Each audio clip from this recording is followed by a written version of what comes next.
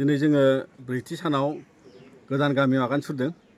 बे गामिया बिहुबर पाटर हिल होननानै बिथांमोना बुङो आरो बेवहाय गोबां न'खराबो एखे जों मैया दाखालि नुनाय बायदि बिथांमोननियाबो हाब्रु खोबफबनाय आरो बेवहाय दा ओंखाम संग्राफ्रा बायग्रबनाय लुदेरनायफ्रा दा बायदिसिना बेबायदि दिनैहाय माने सोरनाबा सोरनाबा खाफ्रानाय बेफोरबायदि दिनै आरोबाव जों ब्रैथि दिनावहाय बे गामियाव जों 12था न'खर सार्भे रिपर्टआव जोंनियाव माने बेबायदि मावनो गोनां थासारि दङ आरो बेखौ लानानै जोंनि टिमा दा हाबजोब्बाय आरो जोंबो नैबे नुनाय न'खराव जि जोंनि उनथिं नुदों बे माने बारायदेरनाय ओंखाम संग्रा फिसामोन बेवहाय माने सब माने बुस्थु बाहायनो गाज्रि जाजोब्बाय। दा बेखौ जोङो बोखांनानै होनांगौ।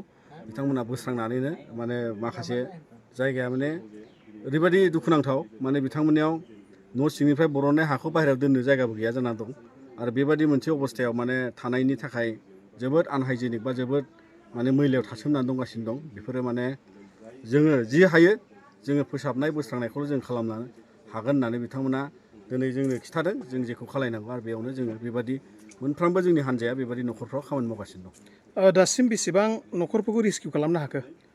जोङो मैयासिमाव जोंनिया माने 42था न'खरखौ जोङो बेबायदि बोस्रांनानै जोङो बासायबाय, रेस्किउ खालामना होबाय जे थाजानाय माखासे न'खौ जों बानायनानै होबाय आरो बेबादिनो गेग्रेबनाय थासाव दायैफोरखौ जोङो माने बोस्रांनाया 42 गासै न'खर जाबाय।